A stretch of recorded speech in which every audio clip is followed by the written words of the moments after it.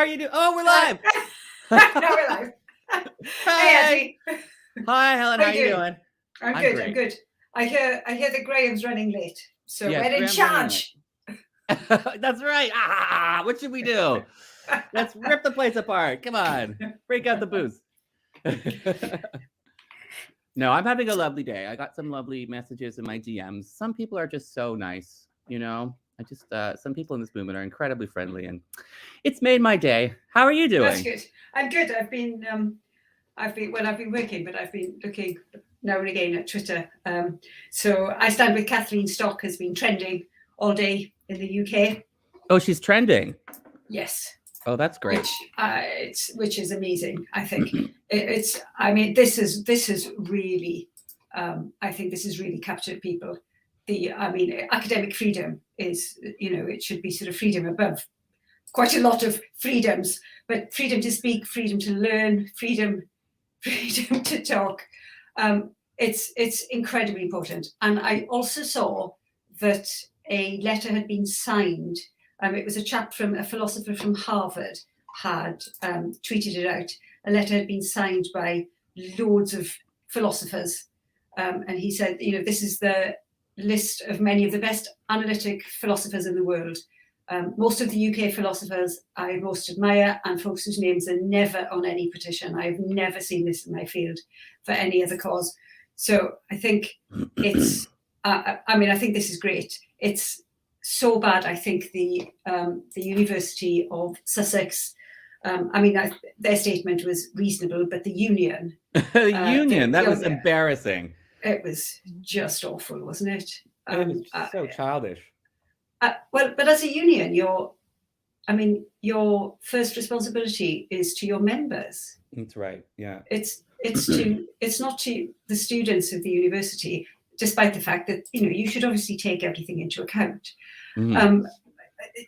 However, your responsibility is to your members, and it isn't to align yourself to a political cause. That's absolutely right. Like, in opposition to your own members. That's insane. It's like, we're taking money from you to represent you, but we're really going to represent a political cause, and we'll keep your money, but we'll attack you if you oppose our political cause. That's insane, Yes. Yeah.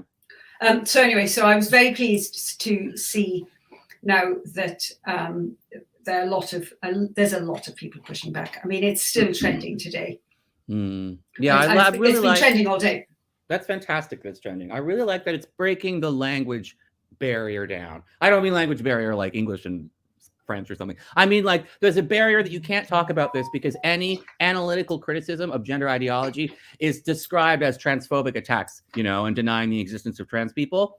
And you can't even get your foot in the door to talk about how this is, we're talking reasonable academic criticism of an academic thing, right?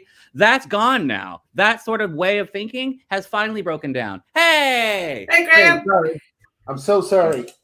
I was late. Sorry, what was Artie saying? I'm sure it was very important and skillfully said. Well... He's talking about you. He's trashing you. That's right.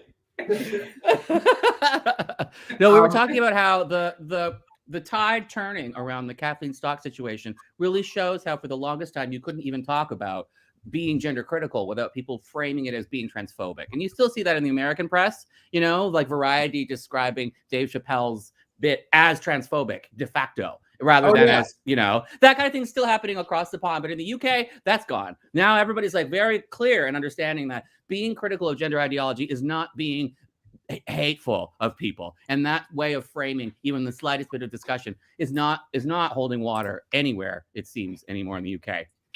Yeah. Well, apart from all of the people tweeting angrily about it.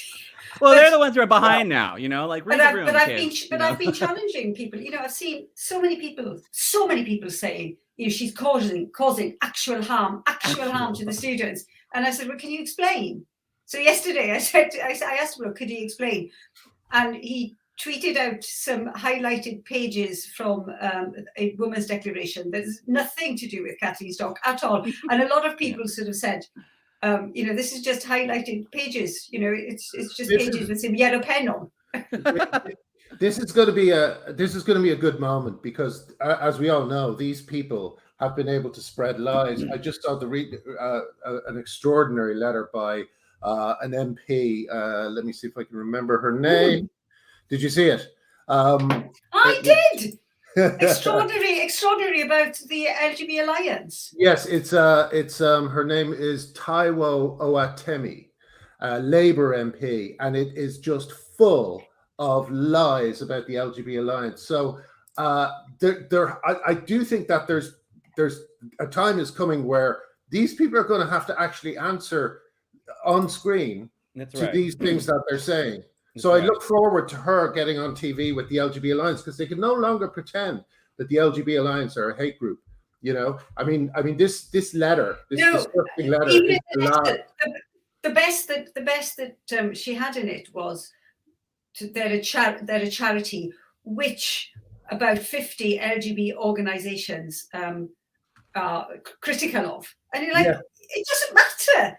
Of course they are. They've all been taken over by straight white male cross-dressers. Of course they're critical. Exactly, yeah. Here's one they can't take over. and another thing is happening that seems really significant, which is twofold. The BBC leaving Stonewall, or Stonewall severing their ties with Stonewall. And today they start a podcast that I believe is something like 22 episodes. A 22-episode investigation into Stonewall and how Stonewall have captured organizations across the UK. The BBC? What? Yep. Have you not heard about it? It's called, let me see what it's called. Jesus. It's a bit of a turnaround. Yeah, I know. Like, they went from like, man, we don't like this group, to like 22-episode expose. Ken Burns is going to just tear it apart. Wow. It's called Nolan Investigates. And someone said there's either 20 or 12. Well, anyway, there's more than 10, and episodes 1 and 4 are up for some weird reason. But we should have the links to that in the show. I mean, if that is what I think it is, and I think that they've been speaking to gender critical people. You know, the BBC, basically what it seems has happened, right? And this gives me hope for the BBC, is that after years of pretending that women like Kathleen Stock are evil monsters, they've actually spoken to them, a lot of them, in one series.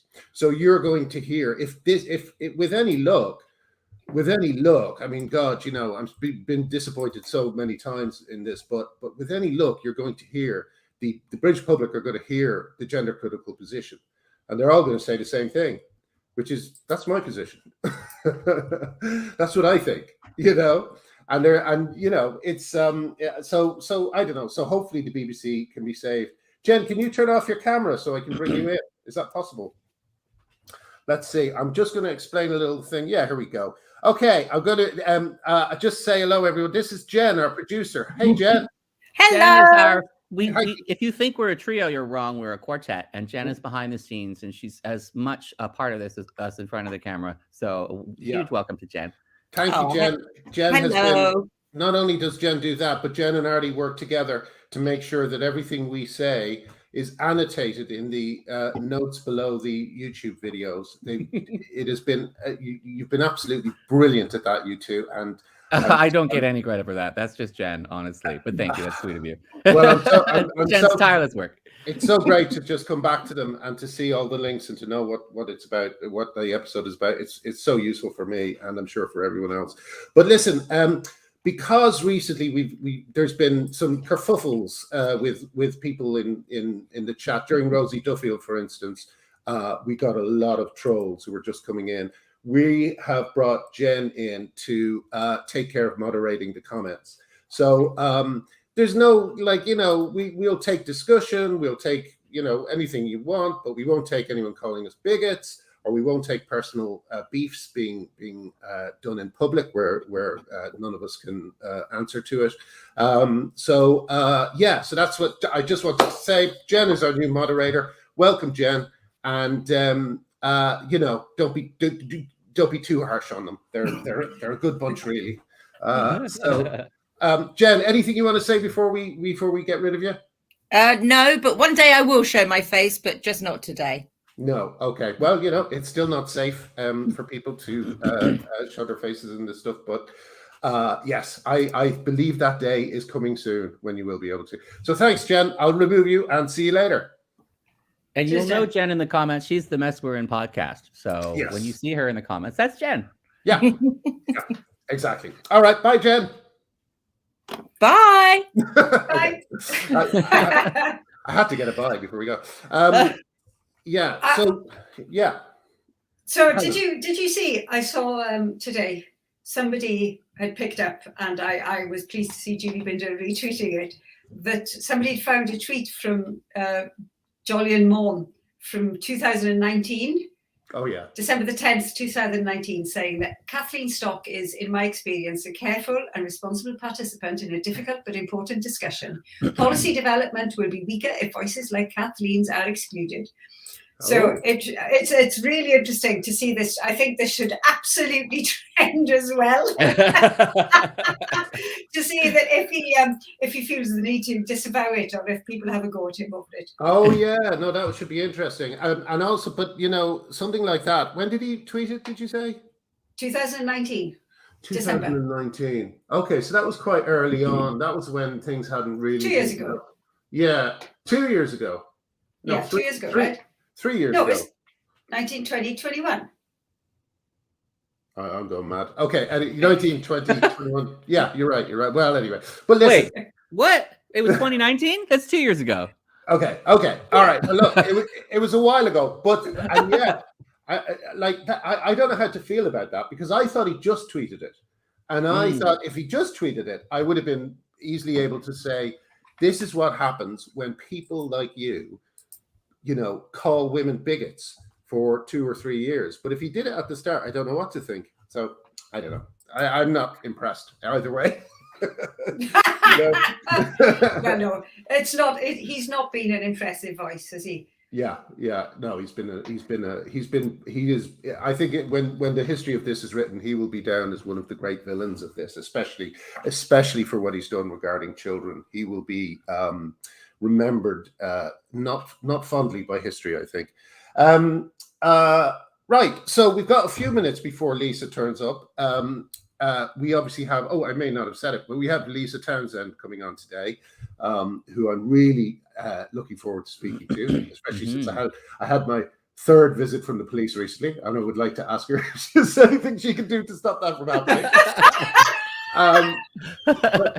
But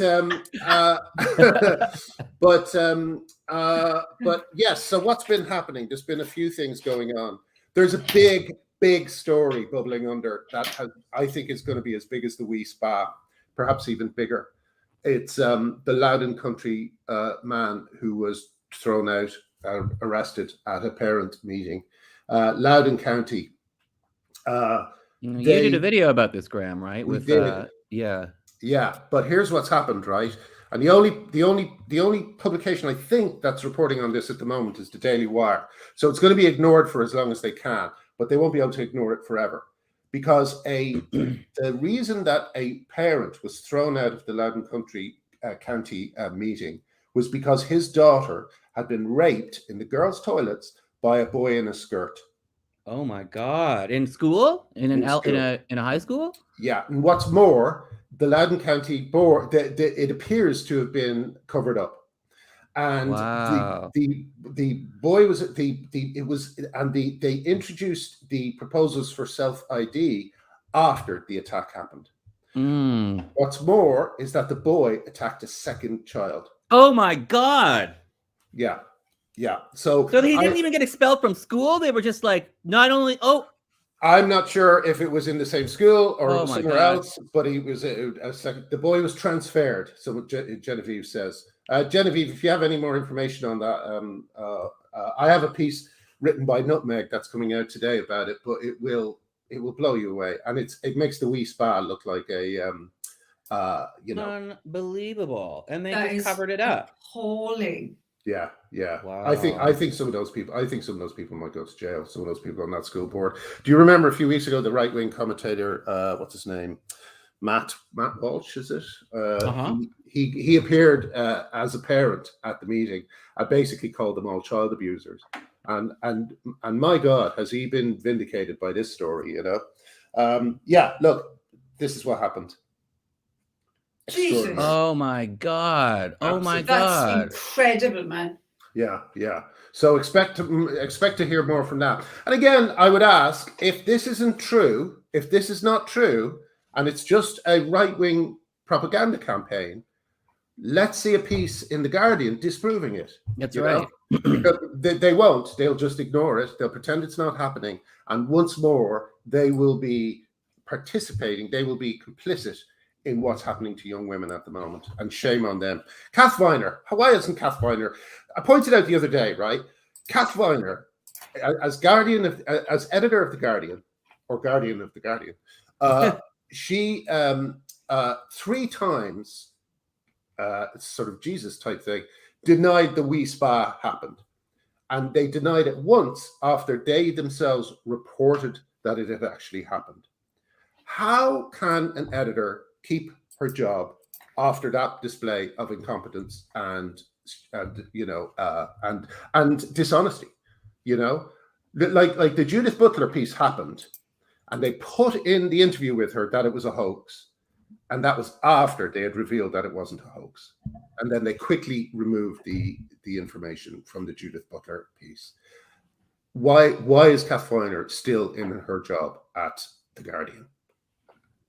Can anyone explain that? Why have we come to this stage where, you know, where it is simply like it's almost a good thing to not do your job? The moral panic around this issue just shuts down everybody's ability to process things rationally. You know, a school board can let a rapist get away with it and cover everything up and ignore the victim. That kind of thing. You know, a journalism outlet can just ignore their responsibility to report stories, and everything is like they don't know how to process this because it goes counter to their ideological beliefs about what's good and what's bad, and it's like their brains short circuit. It's the strangest thing. Yeah. They all kind of like all the Guardian does is constantly run interference.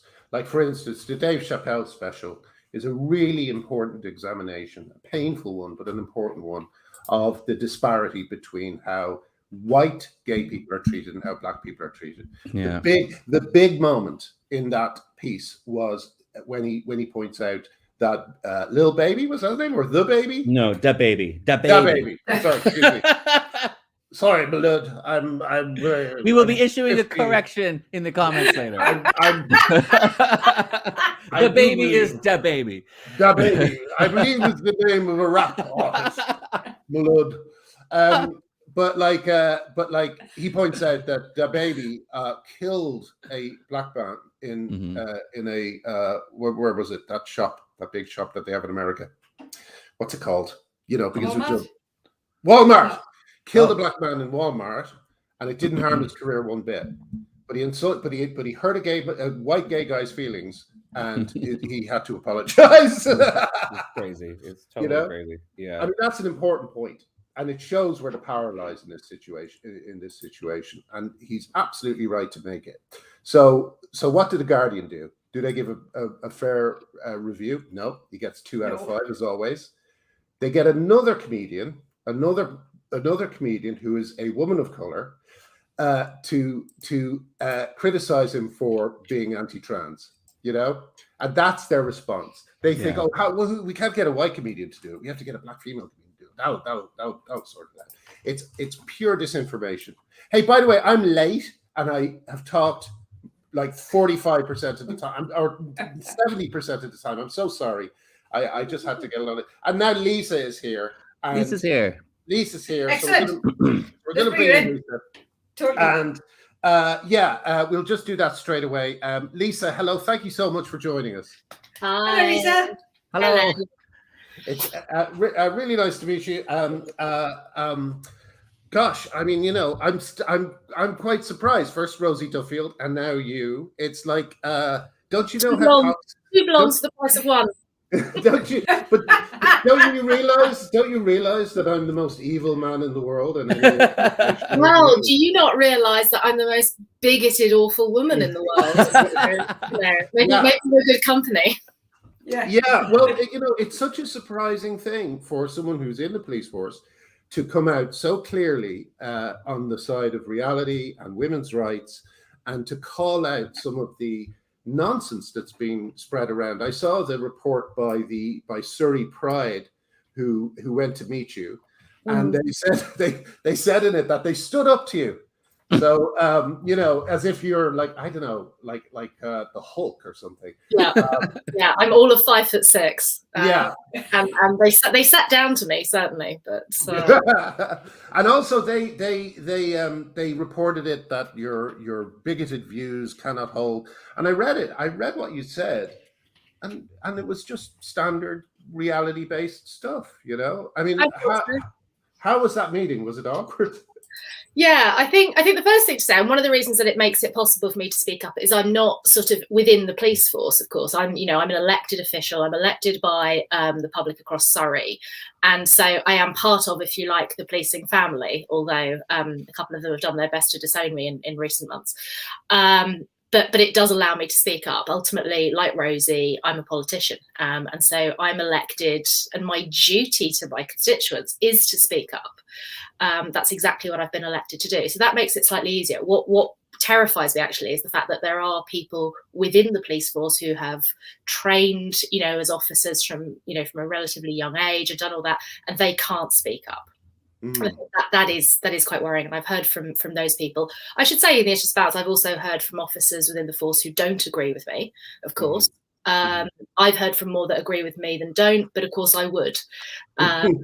So, you know, so in the interest of sort of balance with that, yeah, whereas I'm sure the Chief Constable would say he's heard from more people who disagree with me and agree with him, because again, it's a difficult thing to write to your Chief Constable, who's your ultimate employer, and say, I disagree with you, Chief Constable.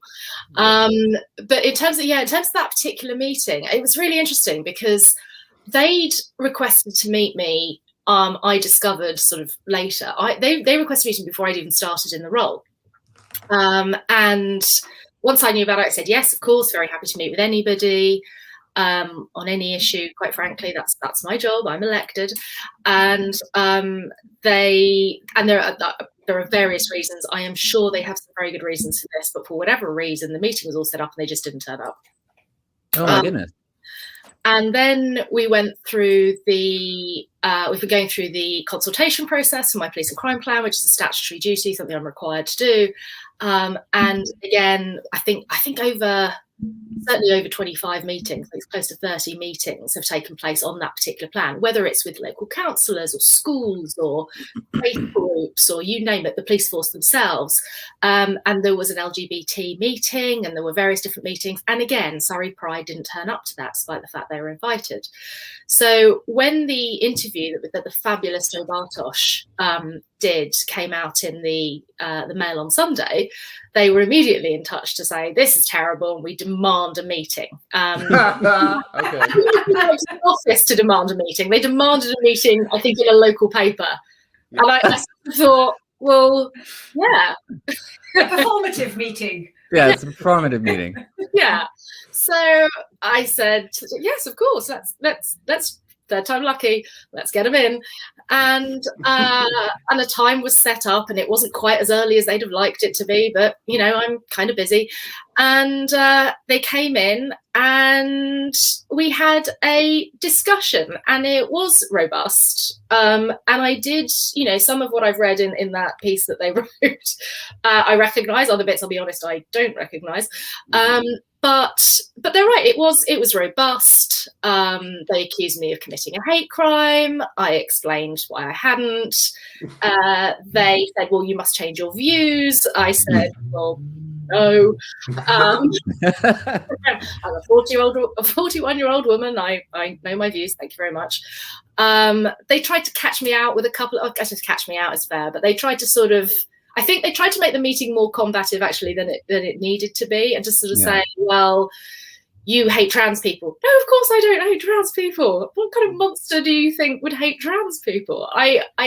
This is not for me. This is not a trans issue. This is a let's keep women safe issue. My concern is, especially with Stonewall, especially with policing and with safeguarding, which is that there is a conflict. Stonewall insists there is no conflict. There is a conflict as Stonewall and some other groups, including Pride and Surrey, see trans rights and the way that a lot of us see women's rights, and let's have a conversation about that conflict, and let's see what we can do about resolving it, rather than just having this constant sort of awful language and everything thrown across, you know, at each other. So yeah, it was an interesting meeting, and they're absolutely appalled and shocked and disgusted that I haven't changed my mind. I think you should refuse to meet them until they apologise. I mean, you know, one of the things that they refused to meet me again. I mean, that was the hilarious thing. They left the office saying, well, you know, we left the office on perfectly good terms. And they agreed that, yes, you know, there are lots of other things that we can work together on, and let's keep doing that. And then I see from the piece they've written, they refuse to work with me and meet with me now. So yeah, that's the only. I mean, like brats. I find it amazing when people actually manage to speak to a trans rights activist, because it's so rare. They try and ensure that you can't speak to them, because everyone knows that as soon as some of the wilder ideas behind this come out, that, you know, like, I would love to see someone actually argue to you, Lisa, that a lesbian can have a penis, you know. I'd love to even try that too. Wouldn't we all? I'd love to have someone on the show who would make that argument, but they never will, because it looks crazy, because it is no, crazy. and they can't. And I think we touched on this last week. It has to be full on. It has to be it's hate, it's bigotry, because anything just short of that is actually our position, which is trans people should have be able to lead an extraordinarily decent life just like everyone else, but there's a small area of contention with women's spaces. That is it. That is, and that's just so it has to be hate, bigotry, and not defined. It has to be outrage. Yes, that's why it's so refreshing, Lisa, that you stood up to it. You know, it's just so rare. Well, you know? Maybe, but what I do think is that actually they'd been better from their point of view. And I'm thinking with my sort of old previous career of my sort of comms days, and thinking with my PR hat on, my comms hat on, which is they'd have been better off not having that meeting with me, because then they could have kept on saying what an awful, terrible human being I am. Whereas what they did was they went ahead and published an article saying we met with the Police and Crime Commissioner, and it was all, you know, she's a complete bigot and blah, blah, blah. And this is what she said. And everybody looked at it and went, well, that seems quite reasonable. Yeah. That's it. All you have to do is let them talk. That's It's just like Kathleen Stock. When you ask, well, what has she actually said? What has she actually said? You can't. There is nothing. There is nothing there. Yeah. And so it has to be. She's hateful. She's putting her students in danger. It has to be sort of extraordinary extremes. It's like somebody said today on Twitter. I thought this was a really sort of good comment. It was from John Armstrong. Do you think Kathleen Stock would get treated as badly if she were wrong? And no is the answer, because that's the point, isn't it? It has to be accusations of hate and extreme outrage.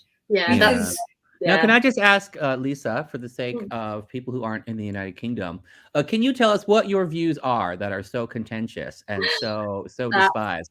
That's a very reasonable question, Artie. Yeah.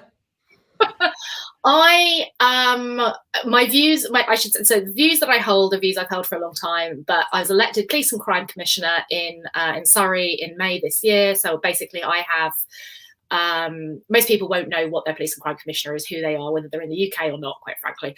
But basically we have the legal duty to hold the Chief Constable, who's the head of the sort of organisational force, to account. But also we hold, if you like, the purse strings. So we sort of own the budget, all of the estates across Surrey Police. But ultimately it's to hold the Chief Constable to account for delivering on the police and crime plan, which I set, and also for delivering an efficient force. So I was contacted by an awful lot of people during the campaign about this. And Joe Bartosh, the fabulous Joe Bartosh, got in touch through sort of friends of friends of friends about interviewing me. And I said in that interview, which then appeared in the Mail on Sunday, that my specific concern around policing was with the organisation Stonewall, who I have been an enormous supporter of over the years. I have been on Pride marches in London with Stonewall. I found them, as have we all, as have we all, right? We all have. Everybody you speak to in this debate has. And I found them particularly useful during the equal marriage debate when I was working in Parliament. And the particular MP I was working for was not supportive of equal marriage. So I found it particularly useful to have conversations with Stonewall around that. And so, yeah, massive supporter. But I do think that their stance that gender self-ID is the way forward, that anybody who wakes up in the morning and decides that they are a woman, that's it. The way they're pushing the law, their insistence on talking about the law, you know, as they would wish it to be rather than it is, we've all seen the cases, was deeply worrying, and it's particularly worrying from a policing point of view, because so many institutions in the UK, including a lot of police forces and including Surrey Police, are signed up to the diversity scheme. And my particular concern is it's the only game in town for an awful lot of organisations, particularly for the police force. And so what I said in the article was I have concerns about this. And it worries me from a policing point of view, because I think that, you know, need to listen to other ideas. I did have consistently raised it with my own force. Didn't get answers that filled me with confidence on it, if I'm honest. Policing is so important in, obviously, women's safety. You know, it's an organisation where it really does really seriously matters. I'd also spent an awful lot of time talking with women's domestic abuse refuges, because one of the functions that I have under my role as Police and Crime Commissioner is I have responsibility for victims across Surrey. I have a statutory duty on victims. And so my office funds a lot of services through domestic abuse services, and visiting them, it became very clear to me their deep concerns about some of what Stonewall was saying. And were they, did you, and so did you find, what was the mood of, for instance, the domestic violence shelters when they were talking to you about it? Were they, did you find them nervous to say any of this stuff out loud? How would you describe their... Yeah, I had one particular conversation that I found deeply moving, which was gone to visit one of the shelters in Surrey, and after a sort of wider conversation with sort of the wider team, it ended up just being sort of three of us in the room having a chat about it, and about this specific issue. And it was before I'd done the interview, and I'd said to the chief exec of that particular organisation, who I won't name because it's not fair, I'd said to her, I'm doing this, and she just burst into tears. And she said, you know, all the things that we all get, I think you're so brave, all of this. And she said, because I can't speak up, because if I speak up, I risk losing my funding, you know, because she gets funding from the county council and other organisations. And she said, so I can't speak up because I'll be targeted. Now, she has since spoken up, and my God, that is brave. And it's not her she's worried about, it's the women that she protects. It's the women that she makes sure never, you know, survive, basically live another day. It's those women. So that I found incredibly moving. And by the end of the conversation, we're all sitting there in tears. And that brought it home to me, because it's not, this is the thing that gets me. People sort of say, oh, you're publicity seeking and all of this. My God, if I was publicity seeking, the issue I would do it on. No. Yeah, you could probably find a better, more celebrated cause. But I'll bet this is one of those situations where you speak up a little bit on it, and then suddenly the reaction against you is so strong, it doesn't make you retreat. It makes you steel yourself, and it makes you want to go further and speak out more. I've seen, like James Dreyfus was talking about that. He liked a tweet, and that created such a firestorm. He said, fuck it, I'm all in. You know? Yeah, me too. Ted Graham, same thing. Yeah. I asked a female comedian to stop using the word TERF, because it was a term usually applied to attached to a violent threat, and I was kind of mini cancelled at the start because of that. And then, you know, you just think, wait a second, everyone who's coming into this conversation is calling me a bigot. And all I'm saying is that lesbians should not have to be expected to sleep with male-bodied people, that a gender non-conforming child should not be put on a medical pathway that could destroy their fertility and mental and physical health. And it does, it fires you up, doesn't it, Lisa? Is that what you've found since you've... Oh, yeah. So no, it absolutely fires you up. You go from thinking, I think most of us, within this debate, certainly most of the women I've spoken to, you start from thinking, this just seems obvious to me. Maybe I'm the only person who thinks this. And then you say it maybe to one person, and depending on the reaction you get, you think, oh God, maybe I am a bigot. And then you kind of put your words out there a bit. And from my point of view, and what I said in the interview was that I couldn't have said this in any of my previous employment. But I'm now in a position where I've been elected. The only people who can fire me are the public of Surrey, and they may well do that in 3 years. That's absolutely up to them. You know, if they kind of say, we think she's a raging bigot, we're not going to re-elect her, then that's absolutely their right to do so. That's democracy. But as somebody who doesn't have an employment contract and, you know, can't be summarily dismissed, whatever some organisations might like to think, I don't just have a right to speak up, I have an absolute duty to speak up on behalf of all of the women, not just in Surrey. Brilliant. But that's it, not just in Surrey, but across everywhere, who can't speak up, who are in positions where they can't speak up. They can't do, they can't do what Maya was brilliantly able to do, and sort of, you know, keep pushing and push for a tribunal and all of that. And so I speak on behalf of those. So the whole publicity thing, I don't speak on my own behalf, I speak on their behalf. I'm very fortunate. I've never needed to use a women's refuge. Yes. You know, so I very much speak on those women. But yes, you're absolutely right in that. And then people start coming after you, and then I admit, and this is such a woman thing. I kind of went, oh my God, am I wrong? Am I wrong? And then, no, you should think that. You should question yourself. I think it's important to question. Am I wrong? We've all done it. We've all done it. Critical self-inquiry is so important. Yeah. I read the stuff. I talked to people, and it's like, no, still don't think I'm wrong. Yeah, I have a view. Totally. Other people have a different view, but I'm allowed to have my view. I'm legally allowed to have my view, and as it happens, for me and for the women I represent, my view is the right one, for want of a better term. And it does. It just makes you kind of. There's no better term. Fuck them. Sorry. Well done. A good friend of mine always says, "Fuck them if they can't take a joke." And wonderful. It's great. I mean, you know, there also comes a moment when you realize who you're standing up for, and it's sometimes some of the most powerless people on earth. You know, I know 2 rape victims now, and I think I have a letter coming from a 3rd. So that's. I think, well, I have to check, but I think I have now 3 women who said that they will not go to rape crisis centres because of Mridul Wadha's attitude, because of his quotes that, I'm sorry, I use male pronouns for him, because it's very important to remind people that this is a male-bodied person who lied to get into the job, and he's now the CEO of a rape crisis centre in Edinburgh. And 3 women have contacted me saying that they will not go. Because of statements he said, like, even bigots get raped.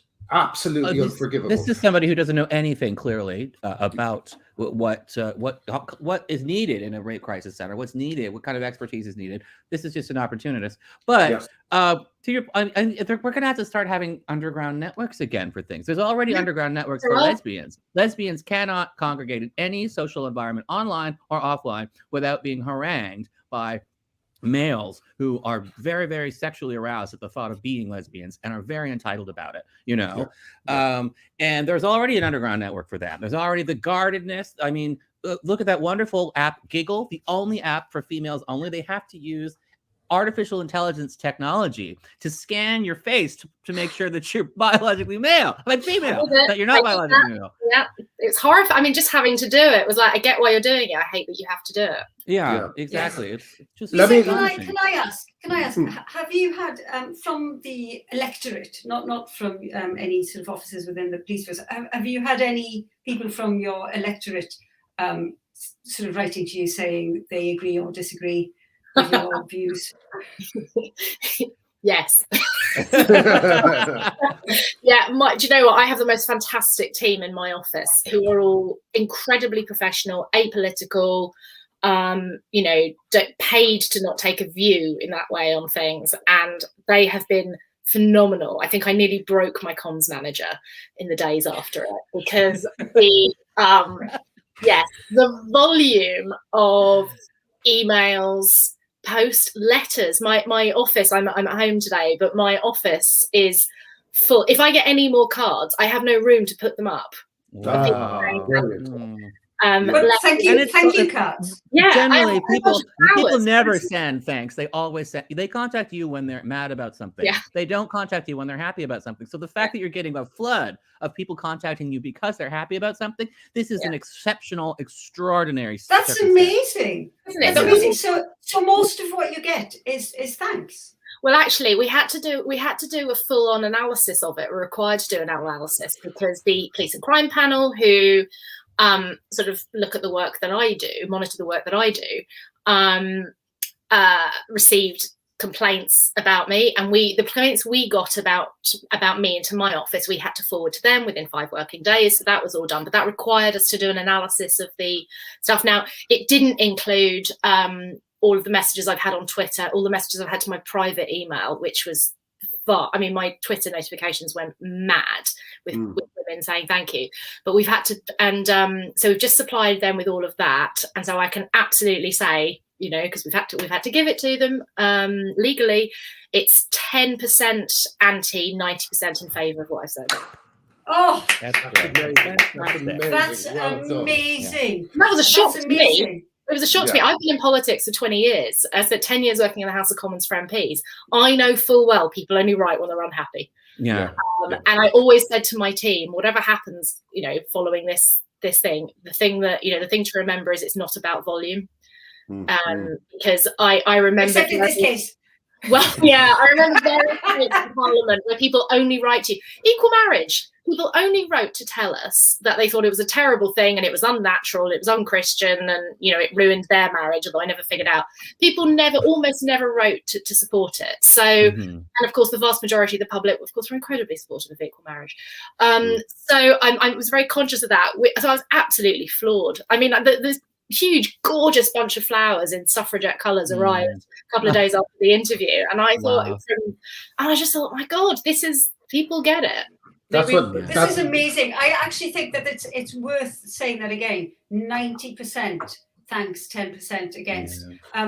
Because if you listen to the sort of the zeitgeist, you know, there's a huge amount of effort being put in to say that actually it's only a tiny, tiny amount of people, but it really, really isn't. And I think this is and of course it visibly is a tiny amount of people, because people like David Paisley and all these other people, Aidan Comerford, Owen Jones, they make it very frightening for women to be public this is a about testament that this topic is being held hostage. Women are being silenced, and they want to speak up, and they're angry that they're successfully being silenced, and that must be so distressing, you know. Lisa, when women do speak up, there's just so much happiness there, and it's just it's infuriating that these bastards are getting away with it, you know. There's silencing gay people too. I have a bit of a stake in this, but this is the women being silenced. I think there's two things. First of all, as my good old Dubliner dad always says, you know, the emptiest can rattles the loudest. But also, can I just say how fantastic it is to have two men in this conversation? We've got two women, we've got two men in this conversation, because women cannot. This is not a battle we can fight on our own, and it's every time I speak to a room where there are men present, whether it's one or, you know, 50 men or whatever it is that are there. I mean, we can't fight this on our own. And the fact that you kind of pick up a cause that is not, in a lot of ways, is not your own cause. I mean, whatever, you could say, yeah, whatever, let whoever use their bathrooms and their changing rooms and their refuges. The fact that you do this is, you know, you're my heroes, really. Oh well, that's what I was fishing for with all this. Thank you. Lisa, can I ask a question? I mean, we you know, this is all very cheering, but I'd like to just kind of go back a little bit to the question of what went wrong and why it went wrong.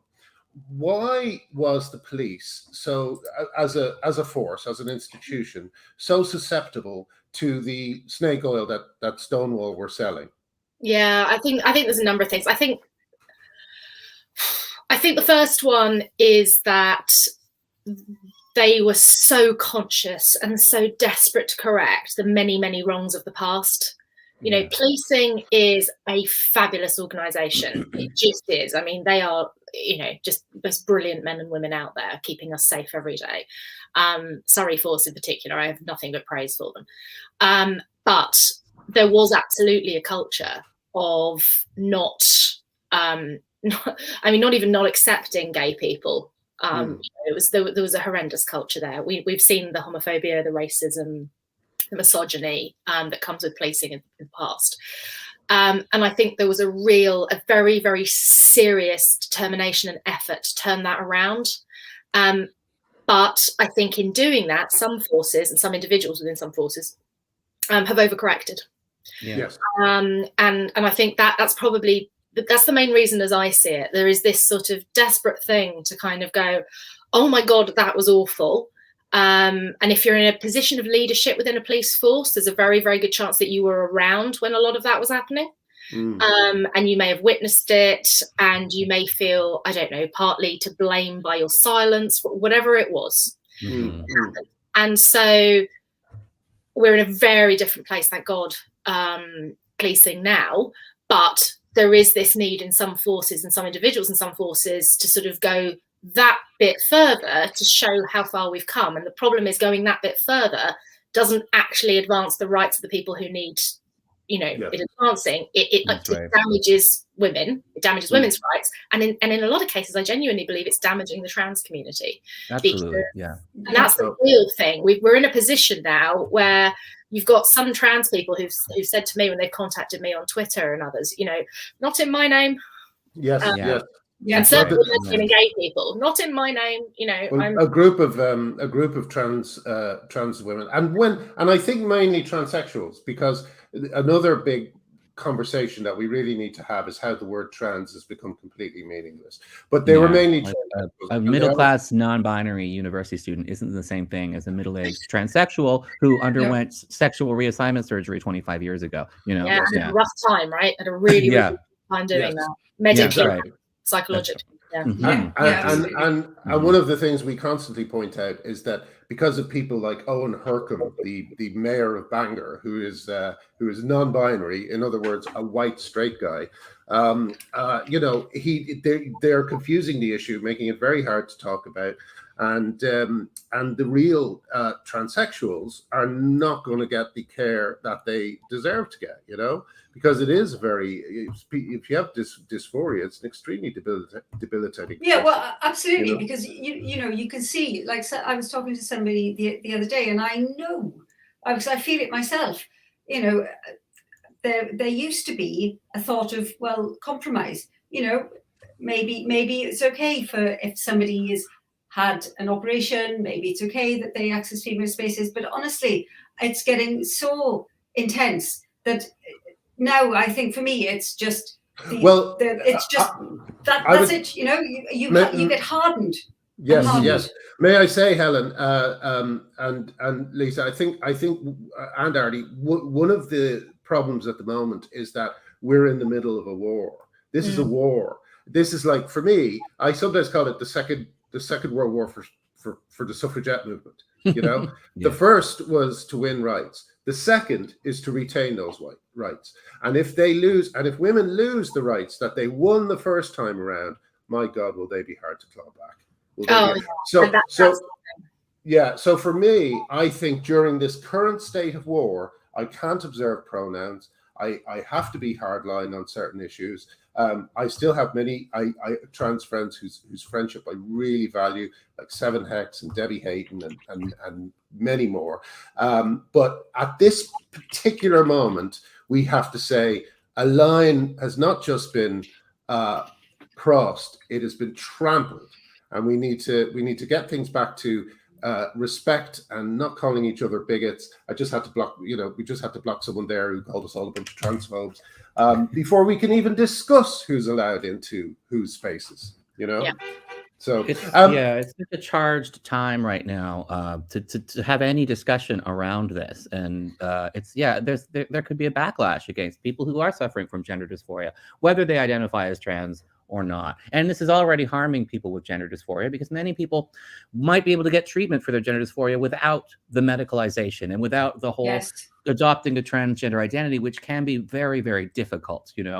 It's not a route we should be encouraging people to go down, because it's a very heavy burden. if you don't have to go down it, you might, So there's just all these conversations that are being shut down that harm trans people themselves, and it's harming gays and lesbians. We've got so many young children who are highly gender nonconforming, who are very likely to grow up to be same-sex attracted, who are being diverted into adopting transgender identities and being medicalized for life, and that whole burden, because they're being taught that that's more exciting and that's more de rigueur and that's sort of more true to themselves or something. So there's so much harm being done to the very groups that these LGBT organizations are saying that they're defending. It's really shocking. That's why your election, Lisa, is so cheering, because, Yes. I genuinely think that you are going to cut through a lot of this and really help the people who need help, But before we go on to those people, let's talk about the 3 times I've been visited by the police. Lisa, is there anything you can do to stop the police from knocking on my door? I don't know if you heard, but I'm a bigoted committer of hate crime. It might not be your best offence. Can I, the next time they come, can I blame you then? Hey, I get blamed for all kinds of shit. Go for it. My vote's not going to make a Pile it difference. on. The last time it happened, Lisa, I was told that it was the police force in Northern Ireland who wanted to interview me. And I refused. I said I wasn't going to go to the police station to speak on a Zoom call to the police. And I said they could email me if they had a problem with me. And I never got an email. So these kind of reports are being used by individual trans rights activists to harass people. The same thing, I believe, is happening with Marion in Scotland. It happened to Kate Scottow. Miranda Yardley, who is trans, was brought to court for transphobia by a straight woman who is in Mermaids.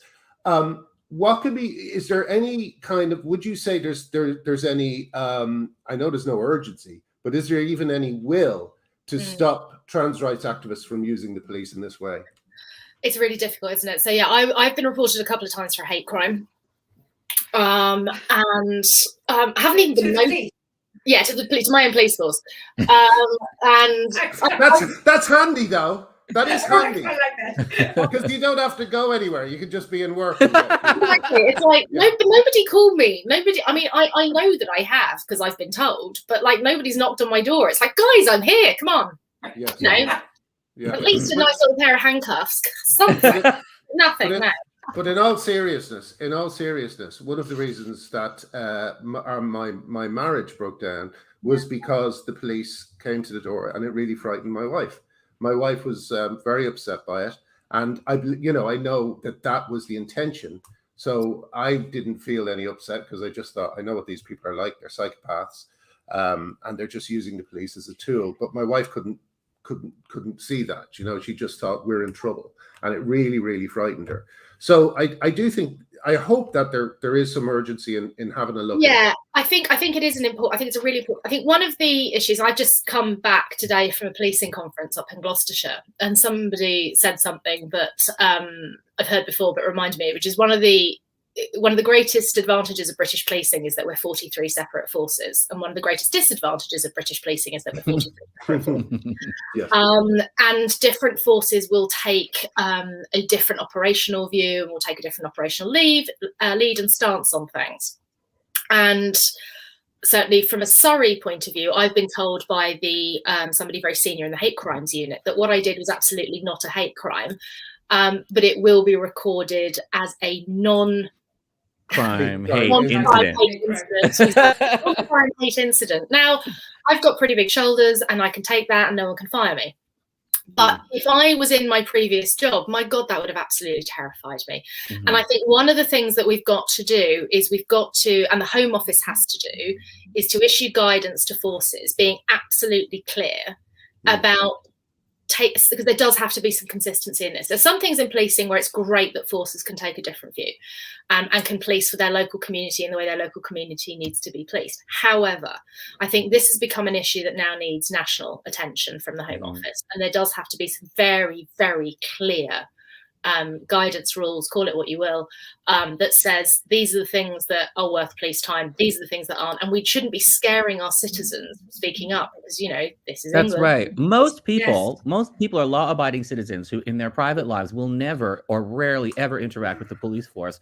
For most people, it's a very scary thing to have to interact with the police. So that's terrifying, to have the police asking you to come into the police department. That's going to scare you ever going near this subject. And to be recorded in something called a non-crime hate incident. You hear crime, hate, and incident. It doesn't matter that the word "non" was in there. Yes, you know. true. Yeah. The police force needs to understand that you can't be willy-nilly about who you knock on the door to, because that feels like thuggery to a lot of people. Well, because it is. It's state thuggery, right? Yeah. That's what it is. I have to say, Surrey are fantastic. It's not something I've come across. I haven't had a single person get in touch with me or tell me of an incident in Surrey where they have had a police officer turn up on the door and do that. Now, if it's happened, I hope they'll get in touch, but I haven't heard of it. So I have to praise Surrey for this. It's something they absolutely get right. But it's horrible. I'm not conscious I've ever been reported for a crime ever. I don't have any points on my speeding ticket. I've never taken a single illegal drug in my life. So to suddenly find myself reported for a crime, for saying something that seems to me to be really bloody obvious, and is not against, this is the thing, none of what any of us are saying is against any group. It's pro women, it's not against any group. And there's a level of narcissism in there that kind of, I do think. Oh, yeah. Two of the people who sent the police after me, one of whom is someone who posed as a conveyancer and took £25,000 from someone that they were supposed to use to open a restaurant, and just took it, and then transitioned, and then and a friend of that person was the other person who called the police on me. So you have two associates who are using the police as their own private security for or PR firm, So I might pass you on the details there, Lisa, because they're very interesting cases. I bet they are. I think people I've been reported by are all linked as well. Right. Yes, that's another aspect to this that I think could be the basis of a more proactive approach to this. There are very few of these people out there, but they know. Like, for instance, I had someone who knows that my brother-in-law doesn't agree with my stance, and so sent him a thing that, hoping he'd retweet it, which he indeed did, accusing me of something that I didn't do. They will go in and they will find fault lines in people's lives and relationships. One of the people who called the police about me also released my wife's business address online, So I think that I hope that at some stage this kind of behavior becomes this kind of toxic activism becomes not just a kind of thing that is using the police, but that the police can actually fight. Yeah. And it's about time, because the honest truth is it's a shrinking core of zealots at the center of this. And for a while there, it seemed like people didn't really know what was going on and were going along with this core of zealots. But that seems to be evaporating now. I get a sense the tide is turning really quite quickly, and a lot of people are waking up, looking at the reaction to Kathleen Stock, people really being outraged rather than going along with it.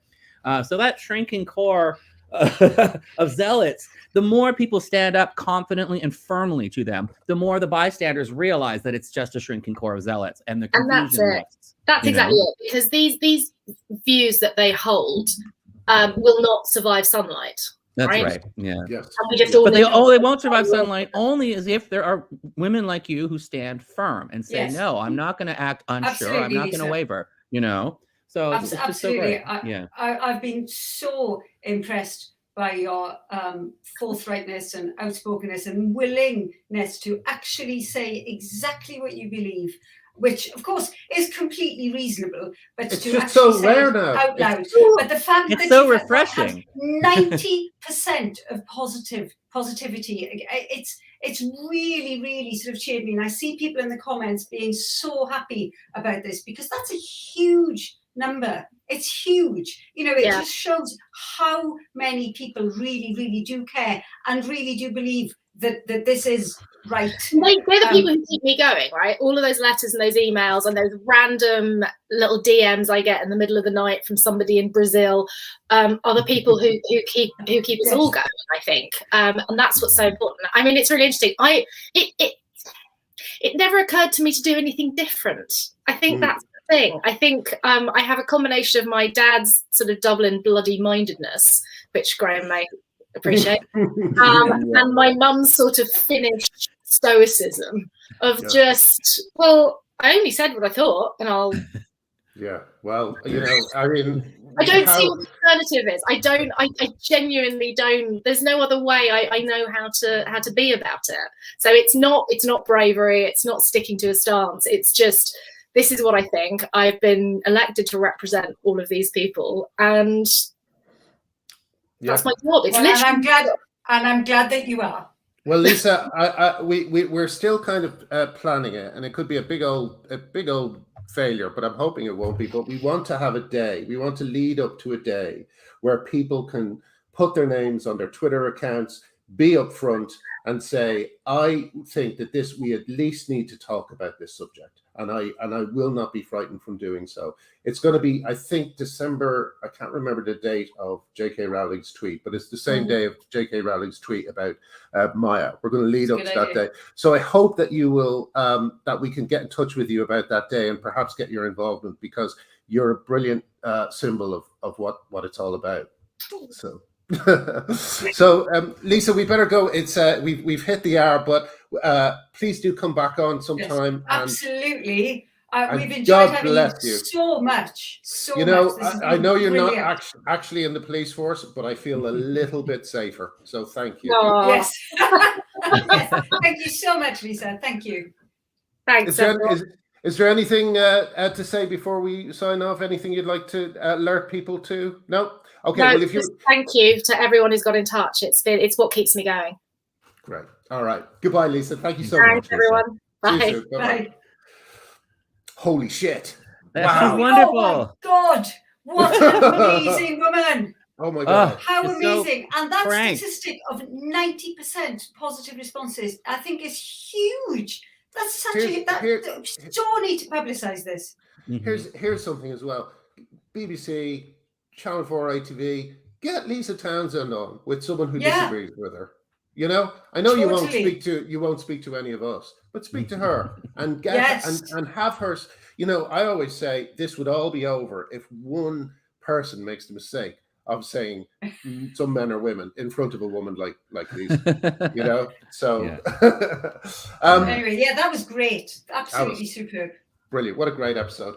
Thank you so much, everyone. You know, it's always tempting to run on after an hour when you're feeling good, but I think it's a good idea not to, because, you know, we want people to miss us, you know.